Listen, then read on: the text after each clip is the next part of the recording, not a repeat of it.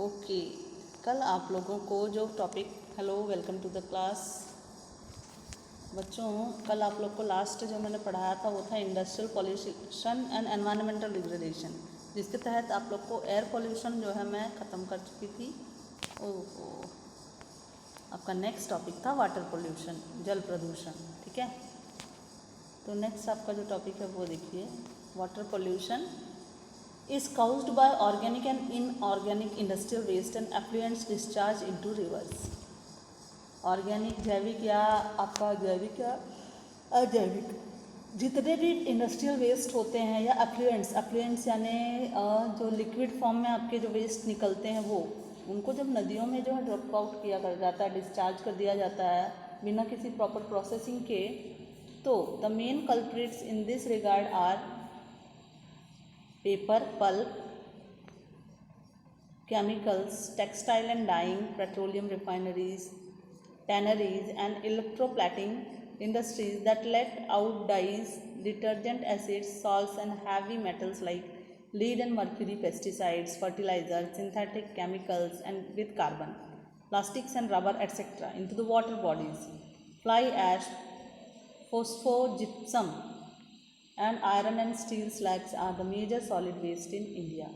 पूरे पैराग्राफ भर में आपको सिर्फ वो वेस्ट मटेरियल्स बताए गए हैं जिनको रिवर में छोड़ देने की वजह से, रिवर में जो है डिस्चार्ज कर देने की वजह से आपके पूरे विश्व भर में जो है या इंडिया में कौन कौन से सॉलिड वेस्ट है जिसकी वजह से जो है वाटर पोल्यूशन बढ़ रहा है। तो देखिए, पहला the main culprit in this regard are paper, pulp, जो पेपर बनाते वक्त पल्प डिस्चार्ज होता है, केमिकल्स, रासायनिक चीज़ें, textile and dyeing, textile industry में होने वाला जो भी सूत है या रुई है, रुई की धुनाई के वक्त जो कुछ भी निकलता है, फिर डाइंग प्रोडक्ट्स हैं जो डाई किए जाते हैं, उसके बाद जो कलर वगैरह होता है डिस्चार्ज कर दिया जाता है रिवर्स में, पेट्रोलियम रिफाइनरीज़ हैं, रिफाइनरीज़ के बाद जो भी वेस्ट मटेरियल निकलता है, टैनरीज, इलेक्ट्रोप्लेटिंग इंडस्ट्रीज़, इलेक्ट्रोप्लेटिंग में भी वही किया जाता है, स्मेल्टिंग वगैरह किया जाता है। ठीक है, डाइज, डिटर्जेंट्स, एसिड्स, एसिड यानी आपके जो अम्ल होते हैं, साल्ट एंड हैवी मेटल। देखिए,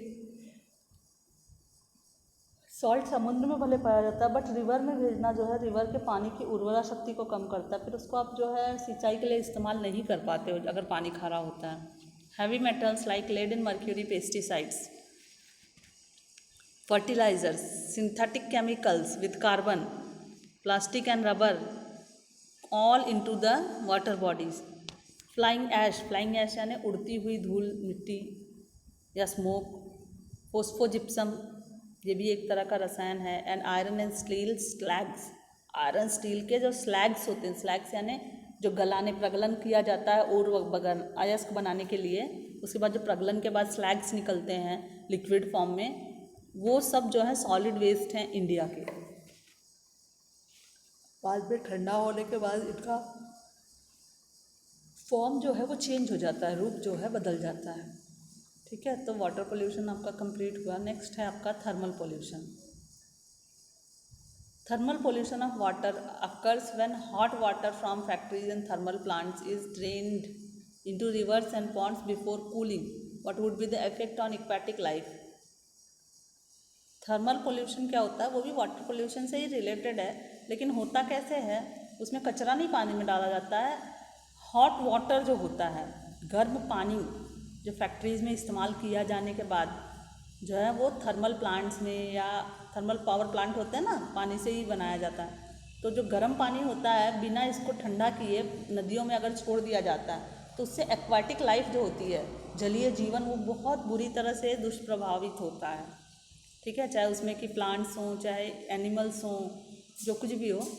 waste from nuclear power plants, nuclear and weapon production facilities, cause cancers, birth defects and miss carriages.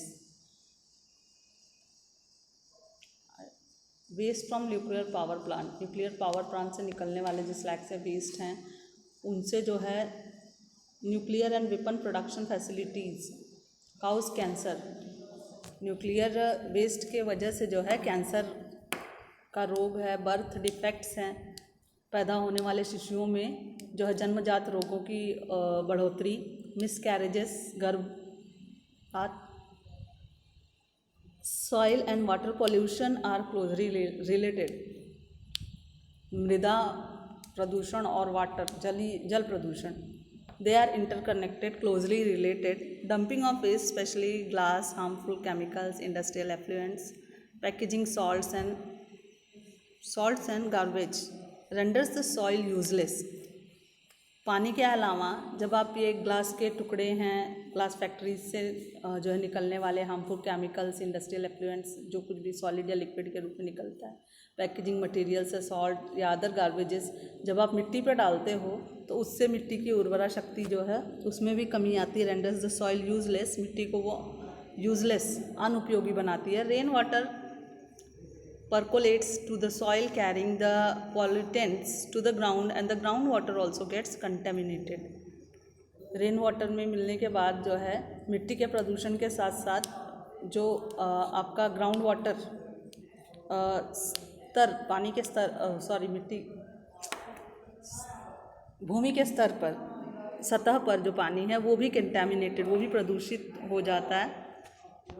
Next, noise pollution, ध्वनि प्रदूषण, not only results in irritation and anger, it can also cause hearing impairment, सुनने की शक्ति को भी कम करता है। Irritation और एंगर जैसे दुष्प्रभावों के अलावा इंक्रीज्ड हार्ट रेट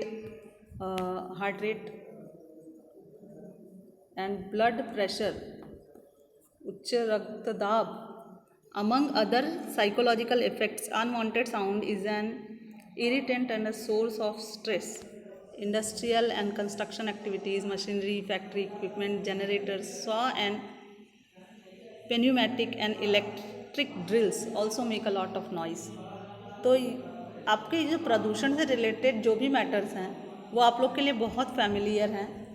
इसको सिर्फ जो है आप मैन्युफैक्चरिंग इंडस्ट्री में रिलेट करके पढ़ रहे हो, अदरवाइज पोल्यूशन जो है बहुत ही फैमिलियर मैटर है और हाई स्कूल के बच्चों के लिए इसको जो है समझने में कोई प्रॉब्लम नहीं होनी चाहिए। अगर आपको कोई प्रॉब्लम है तो यू कैन डिस्कस इट। हाँ, नेक्स्ट टॉपिक आपका होगा control of environmental degradation. Environmental degradation तो आपने पढ़ा, उसके बाद आपका नेक्स्ट टॉपिक जो है इसका नियंत्रण कैसे किया जाए, ये जो है हम लोग कल देखेंगे। ठीक है, ओके, गुड बाय स्टूडेंट्स।